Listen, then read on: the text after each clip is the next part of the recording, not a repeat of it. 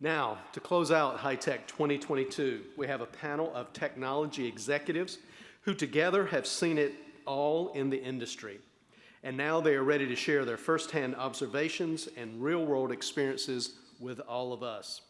Here to introduce and lead the panel is HFTP Hospitality Technology Hall of Fame inductee John Burns, President of Hospitality Technology Consulting. And John.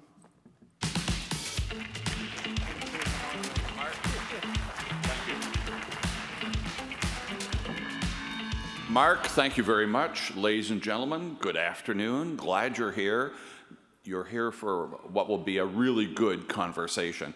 May I invite our panelists to come up on stage? They'll get settled. I want to point out a special person who has made all the difference in this presentation this afternoon, and that's Rich Siegel. Because Rich Siegel was asked, begged to go out and find panelists for us. He did a spectacular job. We've got a great panel. You'll see that over the next few minutes. So, Rich, thank you very, very much.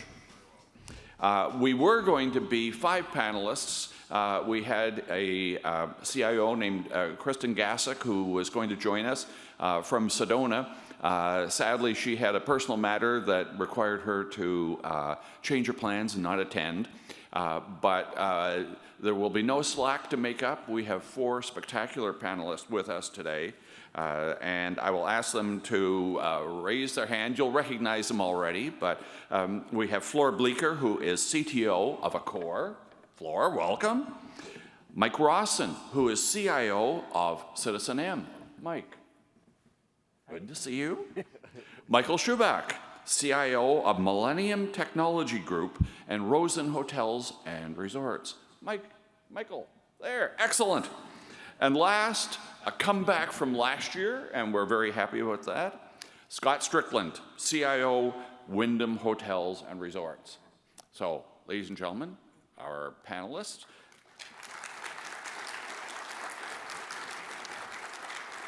Now, I was fervently hoping that we could, have a couple of days for this discussion. We don't have a couple of days. We're going to dive right into the questions and answers, and I think we're going to have a good conversation. Let's get started. All right. We've got 2 people who've been in their jobs for a long time and 2 who are relatively newcomers. So I'm going to ask this question of the old-timers, the long-timers, the veterans. Scott and Flor, we've gone through a remarkable 2 to 3 years. Let's talk about your workforce, your team. How is your workforce different today than it was in 2019? What have the last 3 years meant in terms of the people that you have who get things done? You first, Scott. Okay. We'll get right into it then. Yes. So COVID was horrible for everyone, and it impacted hospitality more than almost any other industry, of course. As part of that, we had to reduce the workforce. We reduced our workforce within IT globally by over 30%, a combination of both consultants, contractors, and full-time employees. So we had to say goodbye to a lot of folks.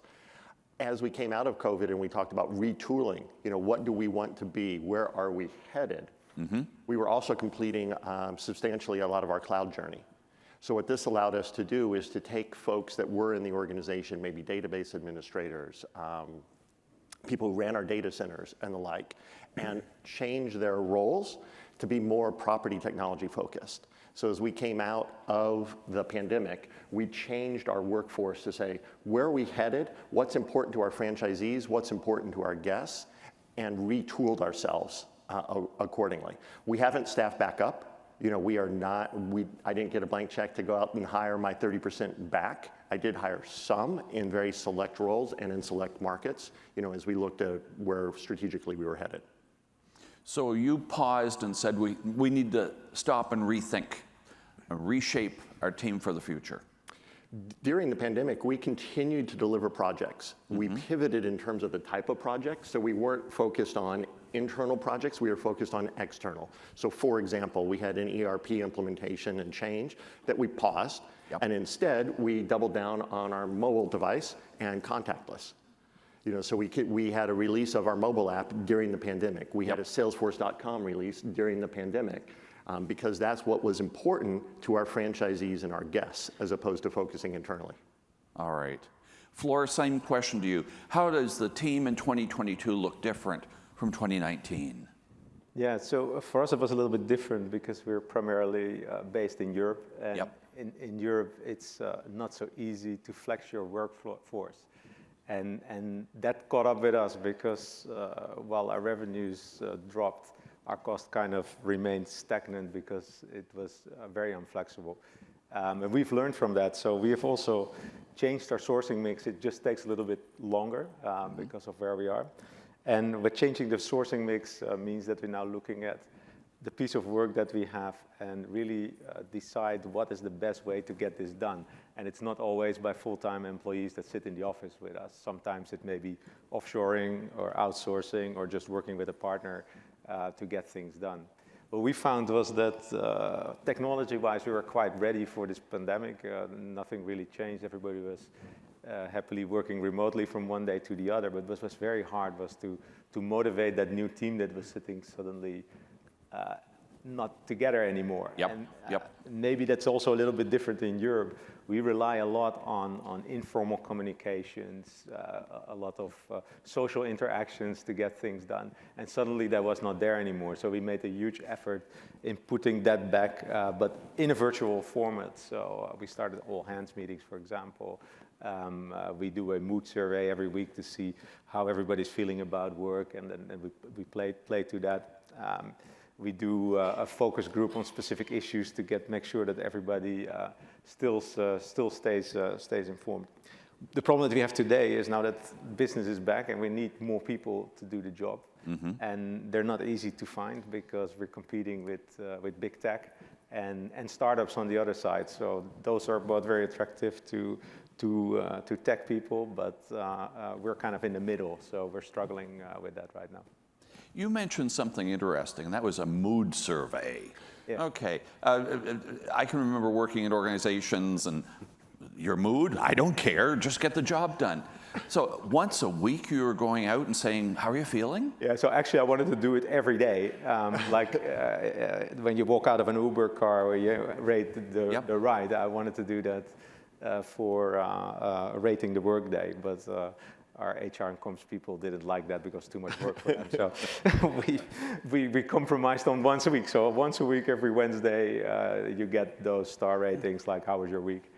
It's just a one click, and then if you want, you can leave some comments as well, saying what was wrong or what was so good. And the good, it's not for me or for the executive team, it's for everybody because we publish the results.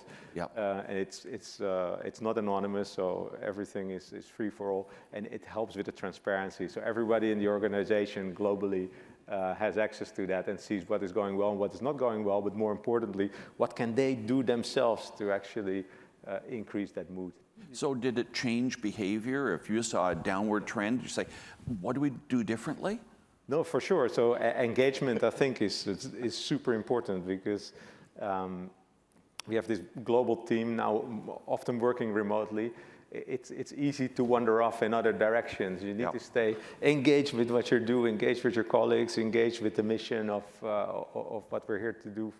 And that's why that mood survey is so important. So if that thing drops, we really take action, and we see, we had an issue with workload, for example, not so long ago, and then we really addressed that through workshops, through many things that we can have another half an hour talking about. But it's a good temperature check on how things are going. Interesting. Mike, Flora used the word remote, and we're now working in a different workforce situation. I don't know the answer to a remote workforce. I still haven't figured out how you build teams, how you build culture, how you assess people as to whether they're doing a good job and whether they're a leader in the making. How has Citizen M handled remote? Yeah, it's a good question, and there's some similarities to what's going on there, and indeed in Europe it is quite difficult to flex up and down. And so what we've definitely seen is there's been a very big move to freelance. So a lot of people who were probably in the middle of their career or early stage of their career are now fully available as freelancers. Whether they're any good or not, hard to say, but so that move into freelance has changed things a lot for us. So we also had to flex into freelance, and also nearshore. So we've had to basically do some nearshoring to start putting some capacity on. But you can deliver work this way. Don't worry about that. You can deliver work, but to grow and build a team and to hold the culture is very difficult remotely, and that is one of the challenges that, to be honest, I'm not sure that we have a perfect answer for, but it does start with the temperature, the communication, and being consistent with the approach. And RPA, so we've also done a lot with robot process automation, because we also had 30% that was basically retrenched. And so then we had to basically also figure out with the remaining workforce not to give them horrible work. So now, good job, you're getting this crap job for the next 3 weeks, and they've gone as well. So we put about 40 bots into the organization, and they've taken a lot of heavy lifting. I want to come back to that because it's an absolutely fascinating topic. But first I want to talk to Michael. You're reasonably new in your position with Millennium and with Rawson. You've been around the block a few times. Well, wasn't that kind and tactful? Thank you. I won't pursue that. You've seen what's happening. How are you approaching, or how are you going to approach remote workforce? What portion of your workforce can be remote? How do you build a team? Well, I think the thing about working remote is this is something that's been foretold to us for many years, that this was coming. And I think my first experience working remote goes back to about 2010 when I started doing it. And honestly, as a person who'd been in the workforce for quite a while, in the old paradigm, it was very uncomfortable, very difficult to communicate. It was amazing, the loss of water cooler osmosis. It was all the things that I really love about being in the office, the interactivity. And but you figure out the other thing is that a large part of your day is driven by being in the office and just simply being accessible. Yep. And so when you go remote, I think the biggest chore is that other than being scheduled into conference calls, it's sort of very self-driven, and it's not for everybody, and I think people don't necessarily respond well to it. I think they like the collaboration and they like the interaction. And so it's difficult, but I think just like touchless technologies, and these are things that got hastened into place. They were coming, but they were coming at a very sort of snail's pace, and I think now it's sort of full-blown, because I don't think we can hire today without offering a remote, partially remote program, and we see competitors who offer totally remote. And I personally believe that balance is changing a little bit, because the workers, the 5-day work week is a 20th century phenomenon. It was 6 days right up until the second industrial revolution. But the thing is that there's a thing about remote that does give you a little bit more work-life balance. It's harder to accept from the management side. It's harder to manage from the attitude side, but it really, really does give something back to the employee who's been on call or, carrying on all this time where we've just assimilated all that extra time. And so now doing it in a different environment, I think, is a little bit of a give back. It's very hard to convince conventional management people who are used to the old paradigm that it's productive. But we don't see massive problems in productivity and response. In fact, I think we see more the opposite. We know how to get a hold of these people 24/7 now, and we know where they are, and we come get them if we need them. But we do, I think it's going to refine itself. The biggest, though, problem is interaction, camaraderie, mentorship, those kinds of things. That's very hard to do in a remote setting. Yeah. Floor, I welcome your remarks. Let me build a second on what Michael said. Do you have to restructure the project management, because it's a remote workforce? What changes because they're mostly remote? Please. So yeah, actually that fits quite well.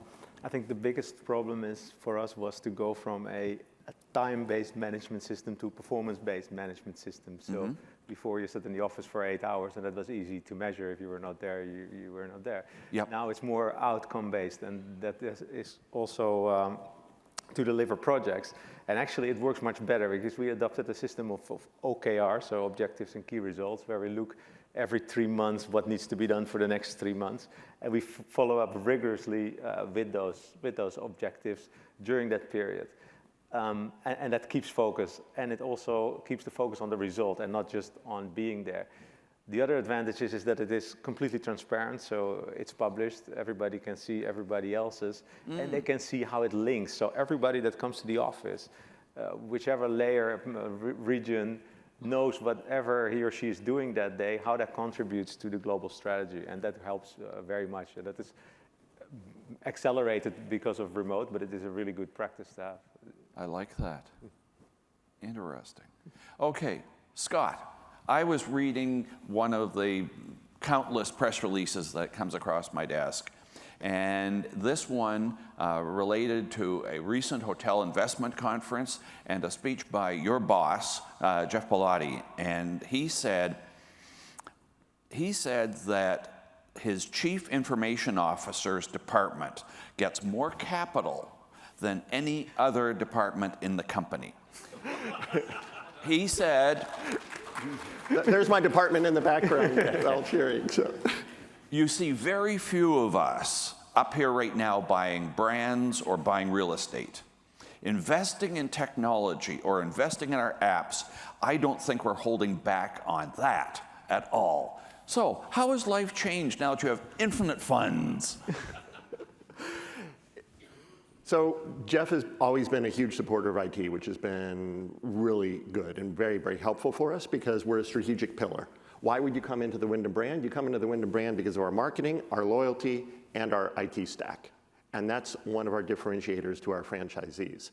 It's interesting, do we have infinite money? No, we don't. But our constraint now is how do we deliver this technology? Our constraint is not how do I fund it? It's how quickly can I deliver it? We prioritize, for example, 7 on-property technology initiatives. Only 7, we had 82. We started with a list of 82. We came down to 7 and said, this is what we're going to deliver over the next year or so, and then we're going to add to it. So it's changed from being financially based to being, as you said, Floor, outcome based. What types of outcomes are we trying to drive for our guests or for our franchisees as we go through this? Also, as an organization, we are shifting, this is a preview for some of the folks in the back row there, but we're shifting to be more product focused. So we're cloud-based, yada, yada. We're using commercial off-the-shelf software, except in 2 areas, our digital stack, our digital channel, and our data stack. And those 2 stacks areas are now going to be product-based, and we're going to deliver that in an agile product type fashion, with agile type releases. So we've changed our operating model in order to be able to deliver faster and in a more predictable manner as well. Interesting. Okay. I like what you said in terms of paring down from 82 to 7 areas where you're really focusing. And I want to ask Mike about that because your colleague, Michael Levy, was here last year, and we were talking about the pandemic and what you have to do to survive.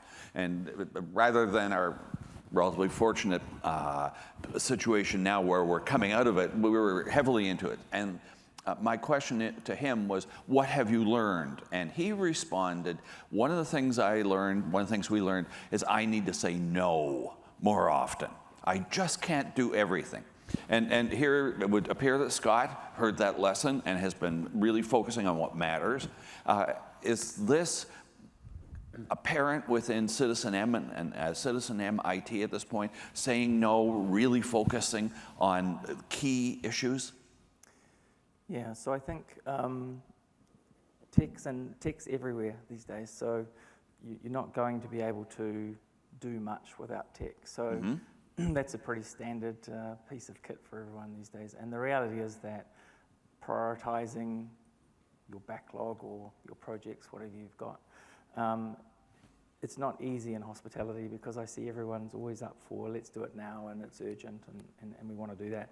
So putting that capability into the organization to have a when discussion, and also to have OKRs, to have the ability to not have an opinion, but to have some content around how we're going to prioritize something, also stops you from then getting into some of the rabbit holes where you're arguing against the app versus, for example, the digital experience versus CRM. So for me, putting that into the organization, making that business-led in terms of prioritizing the discussion helps me a lot. Yep. But you're right, eventually we have to have often, in fact just yesterday for me, a when conversation. We've got a big B2B initiative, and do you want to do that now, or do you want to do this, blah, blah, blah. So Michael's quite right. I try not to be no, I try to be when, and that's a little bit more acceptable to the business. We say yes if. That's I like that. our way. Also yes good. if. Yes, if you can prove it and pay for it. All right. Mike, let me stay with you. Any other changes or lessons that come out of COVID? Things that have reshaped how your department is moving forward? Yeah, it's a good one. Well, never let a good emergency go to waste, is what we say. So, and that's the only way you could look at this, to be honest. And we also realized that we called it innovation by legislation. So what happened to the industry is you all had to be contactless because that was the legislation that came in. Yep. And so that was a huge disruption to the industry, but at the same time, it's probably brought forward some of the things that should have been done a long time ago. You could argue that. From our point of view, it also was an opportunity to change some structural things that everyone had told me was not possible to change. So a lot of the charging is per available room, and everyone's like, you'll never change that. Well, you can when COVID was here, because there's no one in my room. so why are you going to charge me? And so we moved to a lot of per occupied room on a lot of our contracts. And so, because otherwise, indeed, the pricing, your cost model is just very, very fixed. Yep. So we did what we could to basically put some flexibility in. We did what we could to really compress the suppliers and the functionality that was in the hotels to really get every last dime out of those solutions, and get ready for when the guests come back, because I said the other thing you've got is an empty room, and half the time when the hotel's full, getting in to do stuff is another exciting thing to schedule and do. So we just had to maximize that and be ready. All right, super. Any other comments with respect to lessons learned from you other three gentlemen? Michael. Well, I think just to continue with the idea about the fewer projects of greater scope, I think there's a couple of things. First of all, the driving force behind that really, I think, is the labor reduction. We're probably effectively at 75% of where we were, but that 75% costs a great deal more than the 100% did before it happened. Yeah. It's become very expensive, and it's forcing us into a pick your battles kind of situation. Okay. And so what really happens, I think, is there's a great deal that we do that's tactical, like, obsolescence replacement and renewals of subscriptions and. We spend a lot of time, money, and effort just keeping what we have functional and optimal without having to, upset the apple cart and start all over.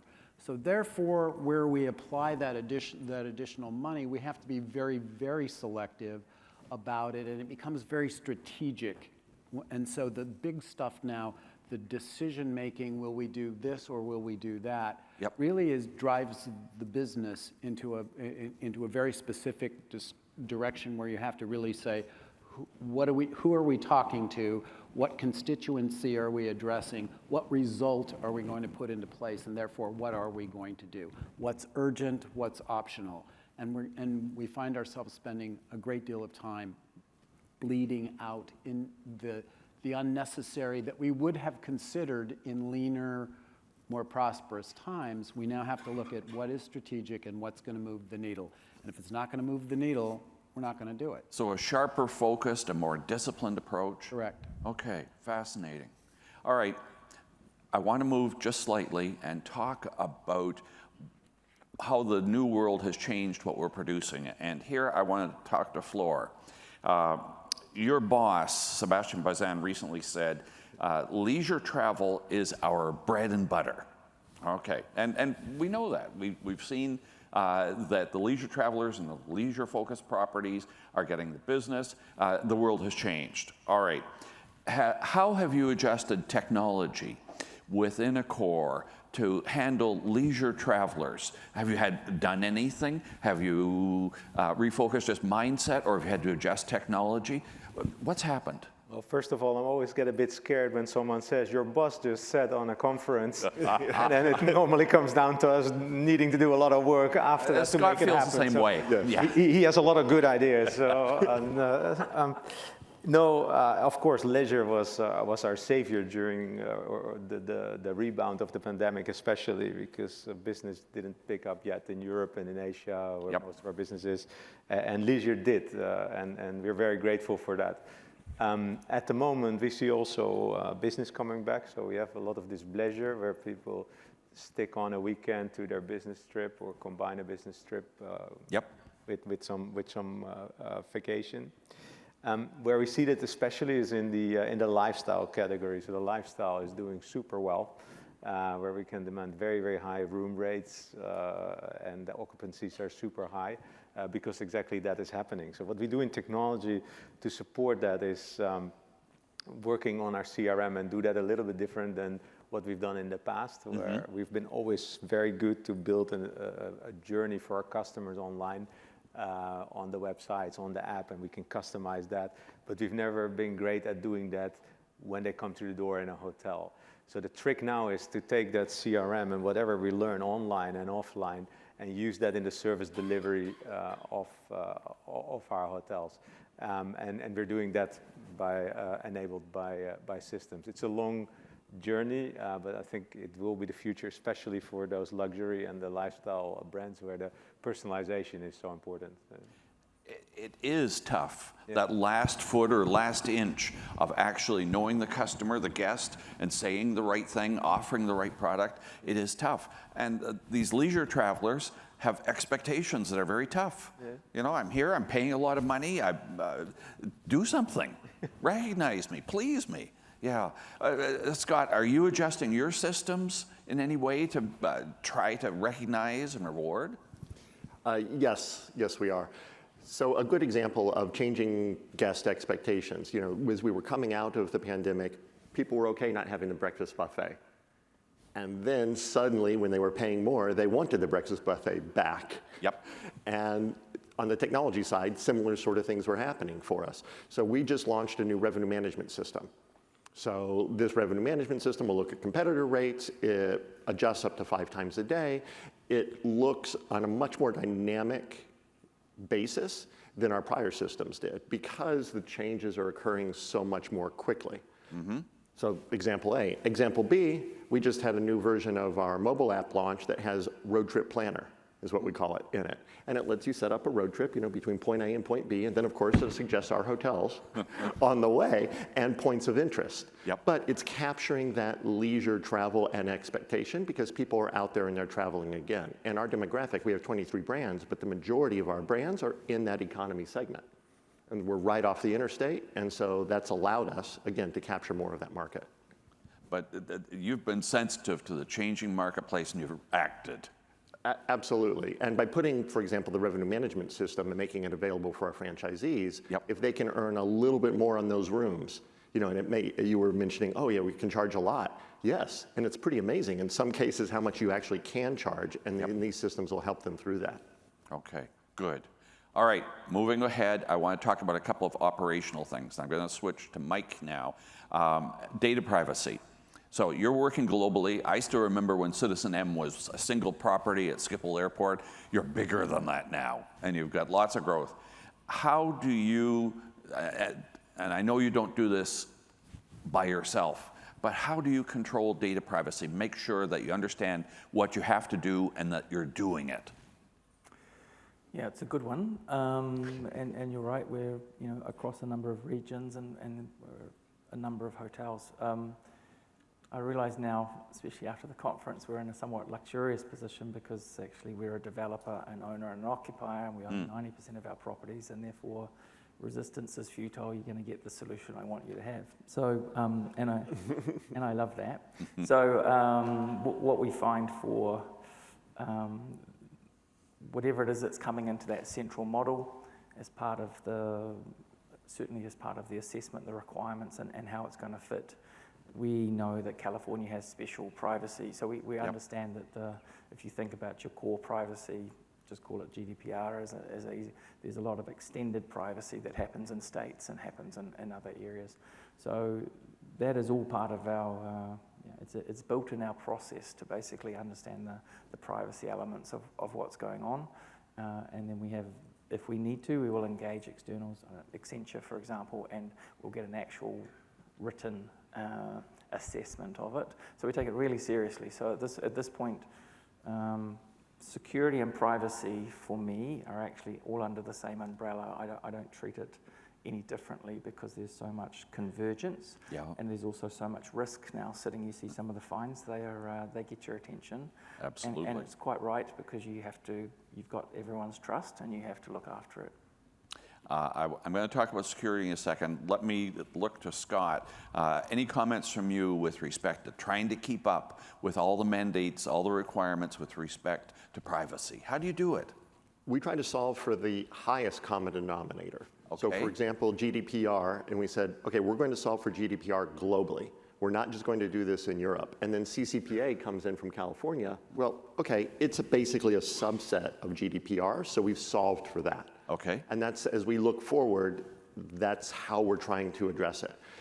What we're balancing very carefully now, Mike, is the personalization aspect that you spoke to, Floor, with the privacy aspect.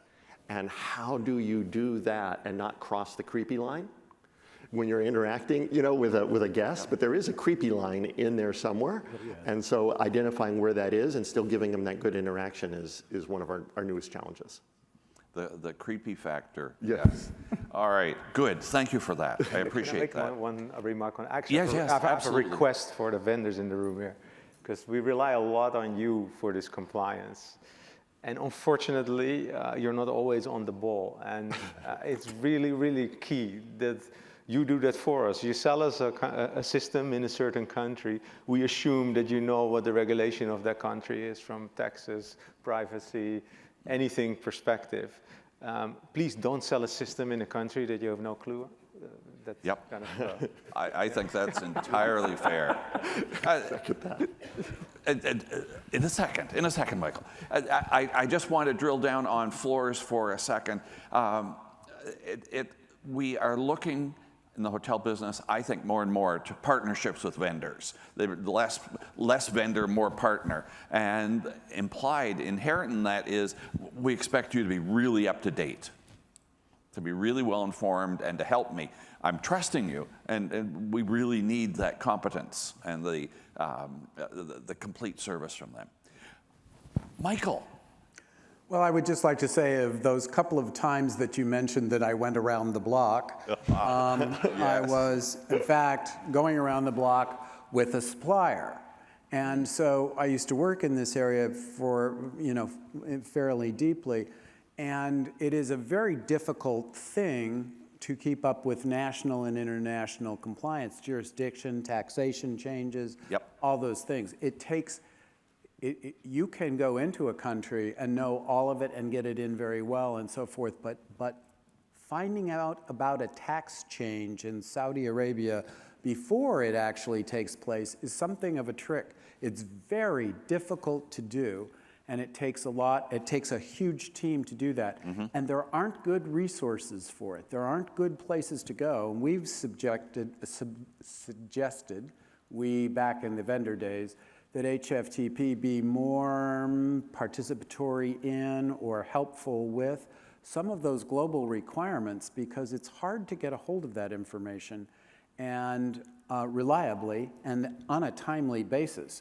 And if you think about that, about when you find out when a sales tax in a state is going to change, and multiply that by 120 countries that you're in, it's an astronomically high ask to think that any of the suppliers who work in all of the markets simultaneously are capable of being 100% up on all of those changes real time and reactive enough to them quickly enough to get them into place.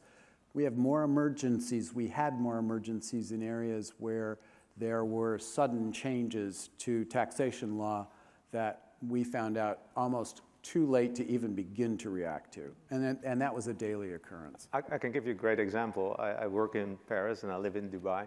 Yep. In Paris, you have a 15 years notice when anything is going to change. So it's very easy to plan for that. In Dubai, they changed the weekend from Friday, Saturday to Saturday, Sunday with a tweet from the government with 1 week notice. And that happens all the time. If we implement a new tourist tax, that comes by Twitter. And so especially the American vendors need to get used to that. That is how it works there. So if you're not ready to deal with that, then don't play. Wow. Okay, hacking, denial of service, ransomware. To any and all of you, I ask, how is the cybercrime battle going? Are you winning? Are you losing? How is it changing? Scott, start with us. We have 8 credible attacks a day. Wow. On our systems. So we pulled that stat. My CISO pulled that stat for us. The fact that we're not down means we're winning in terms of where we are right now. If we look, we thought the Russia-Ukraine conflict would end up causing some issues for us. Yep. And interestingly, it actually made the situation better because a lot of our attack vectors were coming out of that area. So they've been distracted. They've been distracted. They've been distracted right now. But we believe right now, yes, we are winning. But we like to say we don't have to be the best. We just want them to go to somebody else's house. I mean, we want our house to have the lights on and to have the alarm system and everything else, and then they'll look over at somebody else's house where it's maybe a little darker and say, okay, I can't get in there, I'm gonna go attack over here. So we're keeping up right now and are pleased with where we're at. Michael, you're working for a company that's not huge, that's regional. Does it need to be as worried about the cyber threat as, say, an Accor or a Wyndham? What's your program? First of all, I just wanted to say that we just want them to go to someone else's house reminds me of in Florida, we have observations about alligators on golf courses. Just don't be the slowest one in the foursome. That's it. So, yeah, you don't have to outrun the alligator, you just have to outrun the guys in the foursome. The difficulty is, I actually sort of think that's a funny question because it doesn't matter your size. We could be a 10-room inn. You can't ignore these issues. You can't do without. Yep. You can't think that you're going to last.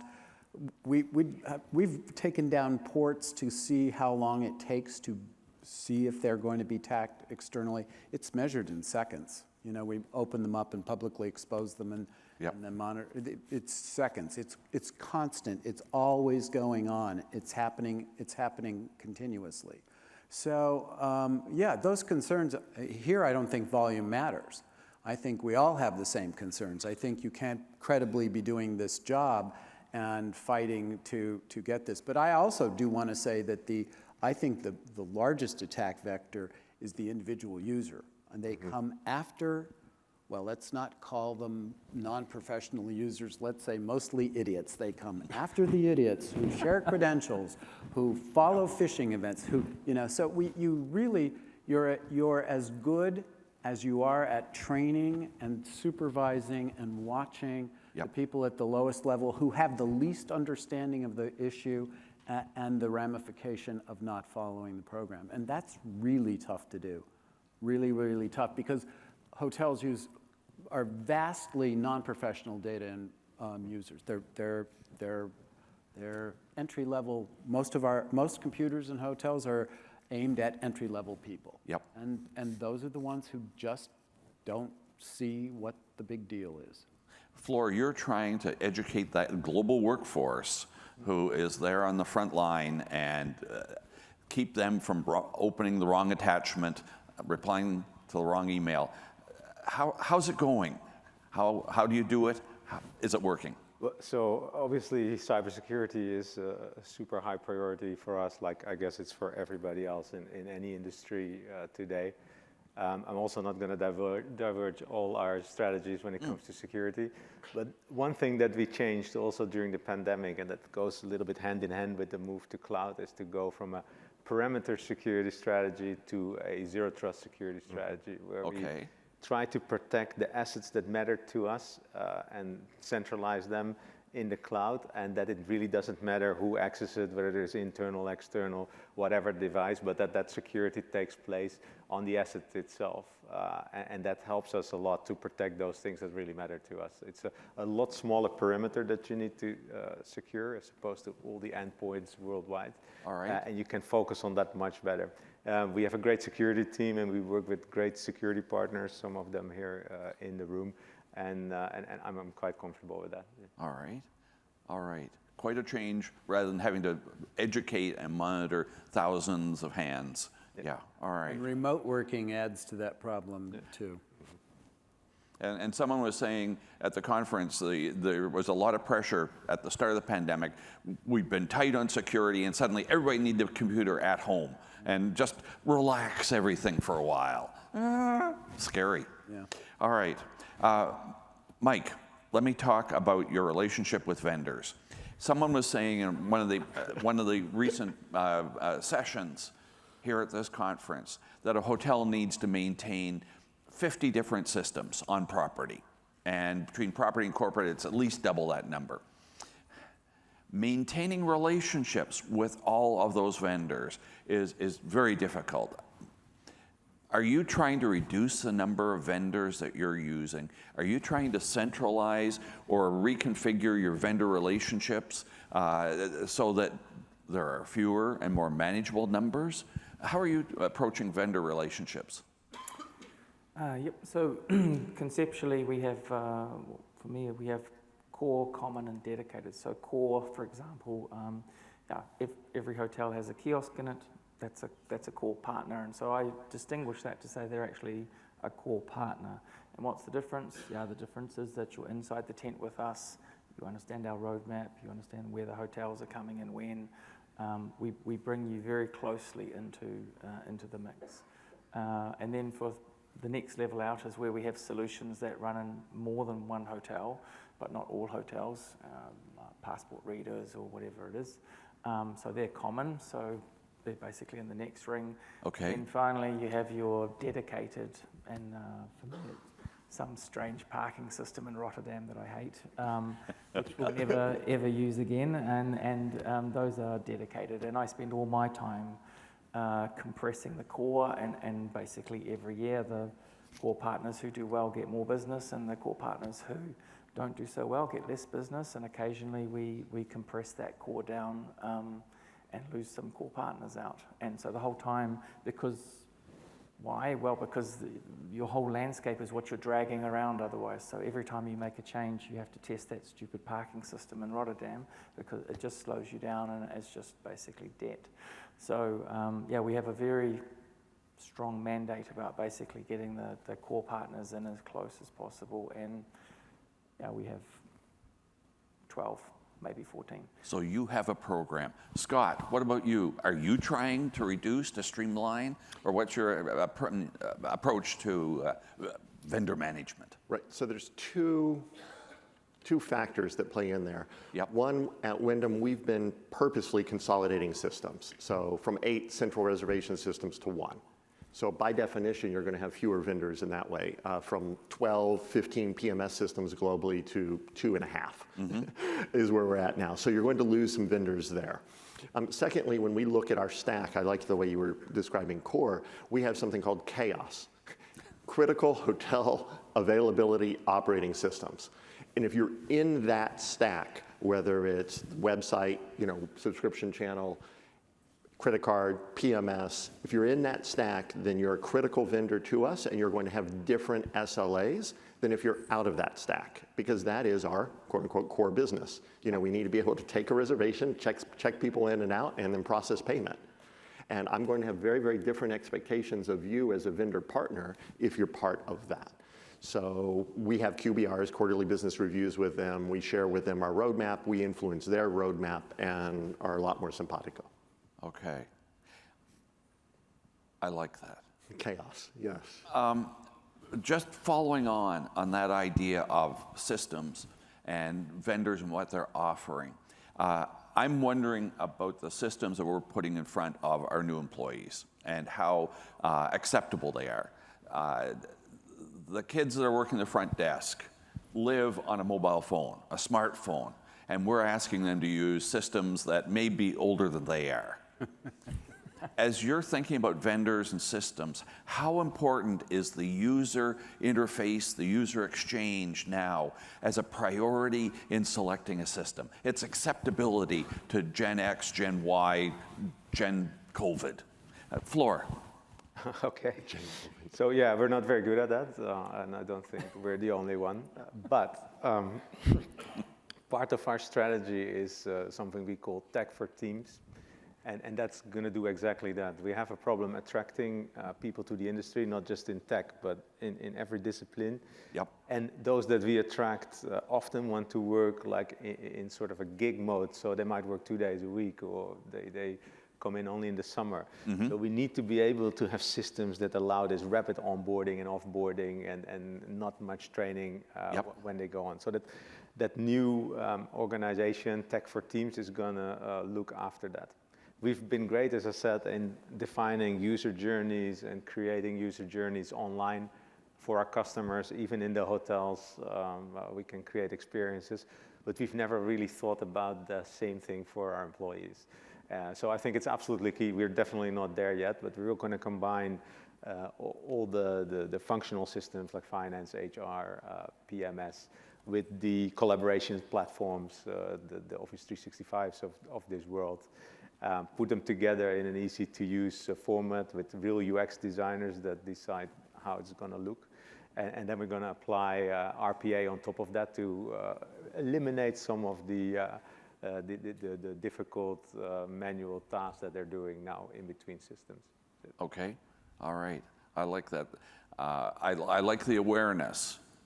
Michael. Yes. Your staff and how you are interacting with systems and those staff. Is it a priority? Well, yeah, because I guess the question that you're trying to ask sort of to me is it important that your systems are relevant to the people who use it? Well put. So yeah, I'll give you a yes on that one. But I think the issue is, and I get really sort of a little twisted around when we define these things generationally, because I'm not particularly interested in, nor am I clear that you can give me a definition of how a Gen Zer uses a system as distinct from a Gen Yer or a boomer. What you're saying is those are too monolithic. The question is what problem are you solving for? Are you solving for speed and efficiency at the front desk? Are you solving for, whatever? I think those things get conflated, and I think we're solutioning when you say make it Gen Z friendly. How the hell do you do that? And what does that mean exactly? And so what I look for is what problem am I solving? Where am I disconnecting from the guest? Where am I disconnecting from the associates? Yep. As distinct from how do I make children happy? And so that's somebody else's issue. All right, I like that answer. Thank you. Scott. Artificial intelligence, AI, one of those wonderful buzzwords that's around. Is it making itself evident in your operation? Is it making a difference? What is your thinking on AI? We are almost there, I feel like, on AI. People have been talking about it for 3 years, and you can look at it in a couple different levels. So RPAs, okay, it's a stupid AI. Chatbots, okay, now we're getting there. You're starting to get there. Sentiment analysis in real time, which we're launching now on the phone, that can help our call agents and coach them in real time. You know, slow down, speed up, don't use this word. Okay, now you're almost into AI. And then I think the next frontier is we've been collecting data and finally have our data structured in such a way that we're going to release AI on it and learn things from that data that we've never learned before. Now that's going to be real AI. You know, I have 93 million loyalty members. Okay, I have 600,000 people checking in out of the hotels every day. Let an AI go on that now that I've structured the data in such a way that it can. We're going to finally learn things. So I'm excited, you know, over the next year or so as we launch some of these pilots because we're finally there. It's been 3 years coming, but we're finally there. I'm interested to hear the additional things you're talking about as applications for AI beyond chatbots, because for a lot of us, that was the beginning and the end. But you're working on a lot of parallel initiatives. That's correct. Okay. Floor, AI within Accor? So I think AI for us, the primary purpose today is for revenue management. We saw in the pandemic or after the pandemic that the traditional revenue management models that relied on past performance didn't work very well, and we need to change that. So, and I think that is the first opportunity we have to do something. Second one has to do with that customer experience program, personalization, because there we can really learn from similar customers and apply that in sort of a look-alike way, like most of the tech companies do so well, but in hospitality. And we have people working on both of those initiatives. All right, that's good. Let me ask if anybody's using RPA. You, Scott, talked about RPA as an example of good application of AI. We've got fewer people. We still have all the chores to do. Can we find a place for RPA and robotic process administration in hotels? Is there a role? Mike? Absolutely, and a place where we're using it right now is to open a hotel. Pre-pandemic, we opened 2 hotels a day every day, 365 days a year. And setting up that hotel was a lot of keying of information and understanding, and the systems weren't integrated perhaps, and so we applied RPA to that and reduced that process by about 50 to 60%. Now we're looking at it again, and we're saying, okay, how do we get even smarter so that we can open that hotel faster and with fewer people globally?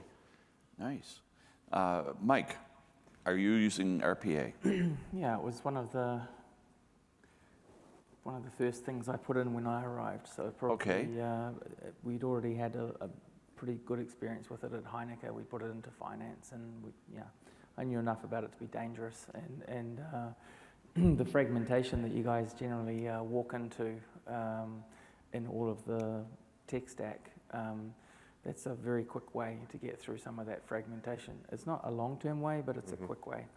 So we put a lot of RPA in, You said your first area of application was finance. Do you see other areas where it's a fit? It was a finance at HITEC, and it actually wasn't finance in Citizen M, so I think we ended up putting it in customer service first from memory. So we found it really interesting. We had one called Gold Digger, and it went from Amadeus to Adyen and basically did reconciliation work and found us 200,000 euros. So, and if I'd asked one of my guys to do that, they would have shot me on the spot. So you can be quite creative with the use of it, and I have to say the business loves it. So in terms of when you show them that, and when you see how it's doing that work 24/7, and generally it's very accurate. And don't get me wrong, it can go inaccurate, but it's doing a lot of drudge work accurately. And especially for my first 100 days is in the role where you have to prove yourself. Getting RPA running really helped the tech brand and allowed we could ask for more from the business. Yeah. So in a world where we can't find staff, if we can eliminate some of that drudge work, it's a plus. It's a plus. Yeah. Okay. We've got this big banner behind us that talks about high-tech at 50 and travel at 50.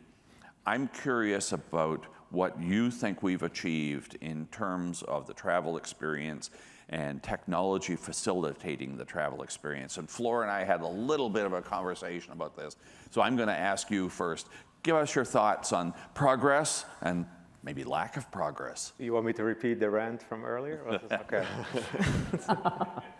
So, I've been traveling quite a bit, and just on this trip alone, it was incredible to stand in line for security in Europe for 2 hours just to get through. That was in Amsterdam. To rent a car in Boston, an hour and a half wait. Coming here and checking in a hotel, not anyone's on this panel, I think, but so, Thank you for that. lines in the front desk. We had 3 different reservations that could not be married together, so we have to check out and check in every other day. Housekeeping optional, that was a new one for me.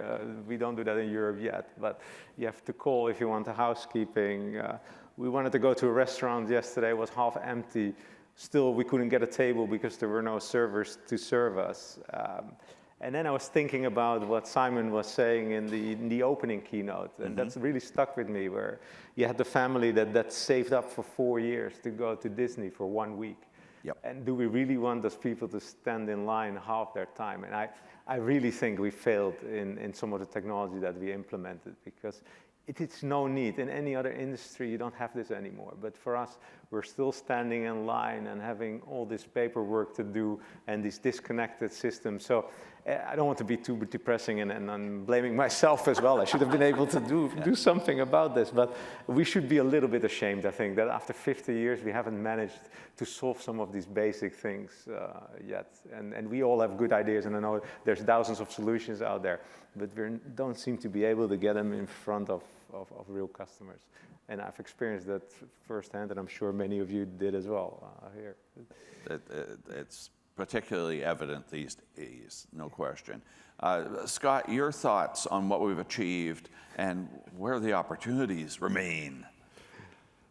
So over the past 3 years or so, the consumerization of IT really accelerated. You know, people's expectations. I use my mom even as an example. You know, she now pays for her Starbucks with a mobile phone. Never in my life would I have thought that she would have done that, but it occurred. You know, the QR codes and everything else. So I think if we look at what the guest is expecting, you know, if we look at what that experience is, and we now take our cues from the consumerization of IT and the way other industries are doing it, that is our path forward. You know, if I use an example. If I can pay for Starbucks with my phone, why can't I pay for my room? Yep. You know, for example, if I can stream Netflix off my couch, how come I can't stream Netflix without going through a process that is 2 pages long, you know, and connected into my hotel room?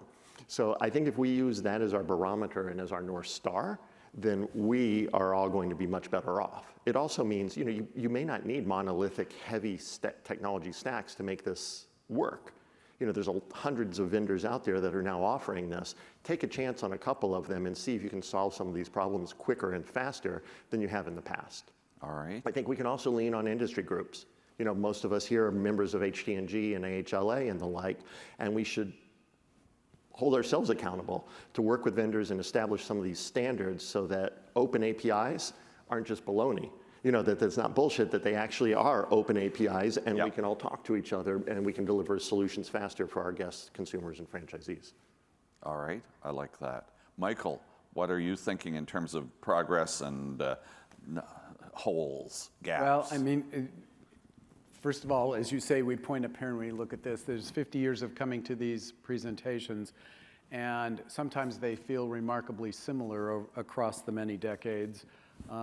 We just got through having which do you like better, enterprise or best of breed? Are you trying to get rid of apps? Are you trying to consolidate to a single vendor? That conversation has been going on since 1985. Yeah. And you've held up your phone 4 times and said, look what we're doing, look what we're doing, look what we're doing. You can change technology a lot faster than you can change guests. They've got to be there with you. They've got to understand it. They've got to accept it. And so, I mean, there's a time where I think we're always going to see that. And I think that rising tide of expectation that you talk about is that it will be fast. It'll be really fast for me to do this. But we have more complex scenarios than we've ever had. more guest experience differentiation, more personalization, more expectation that I'll be recognized, that you'll know what I need, that you know what I like, and less willingness to wait for that isn't that way.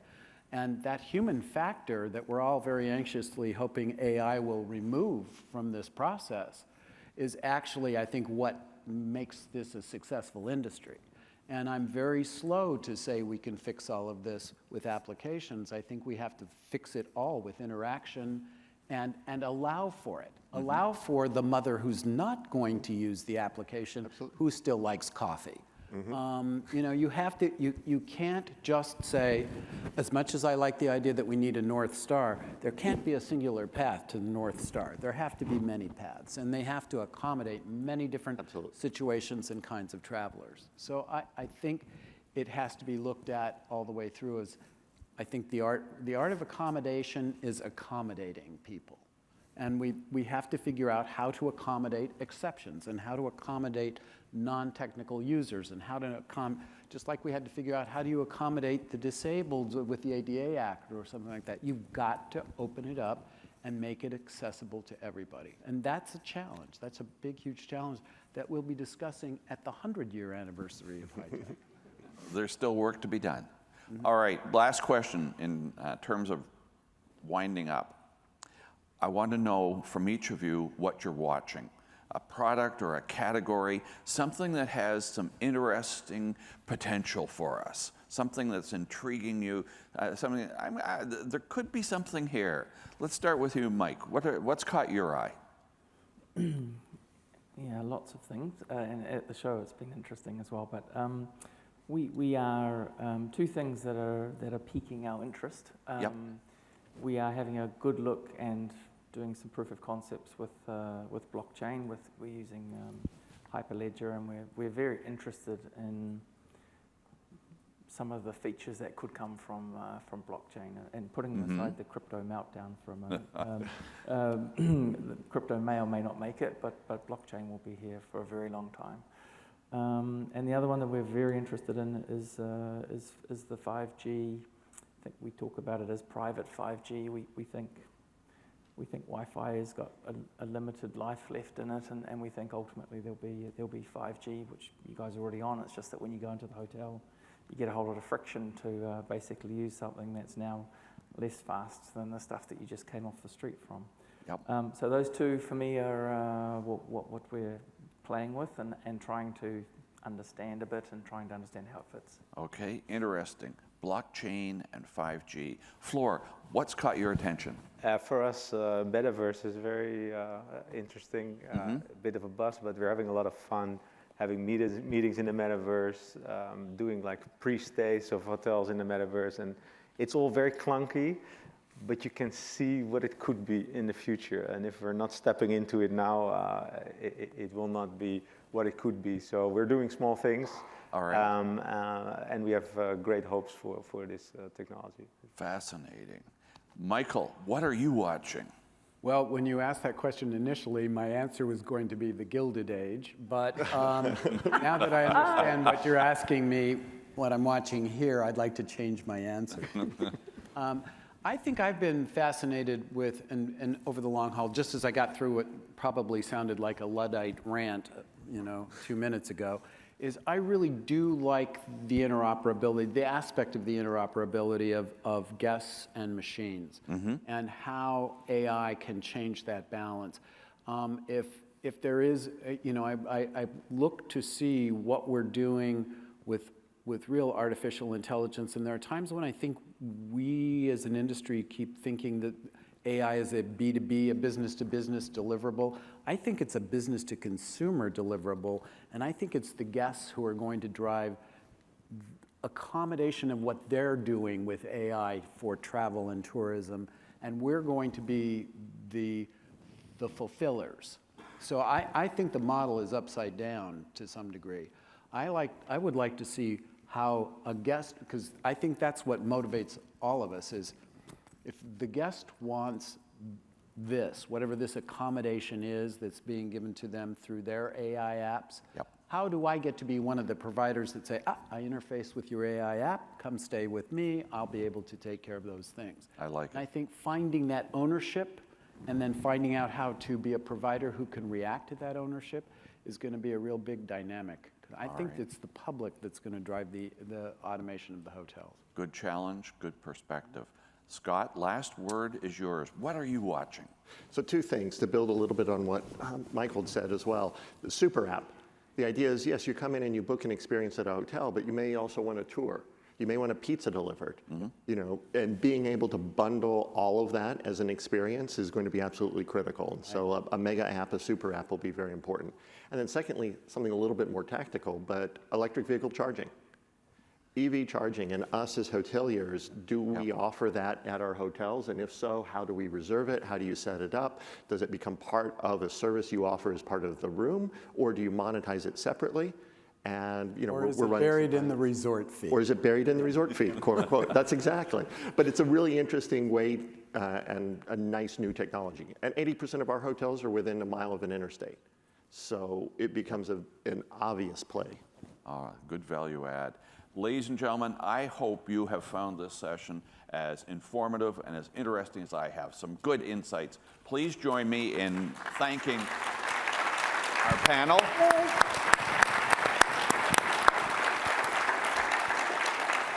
Thanking Scott, thanking Michael, thanking Flor, thanking Mike. Gentlemen, thank you.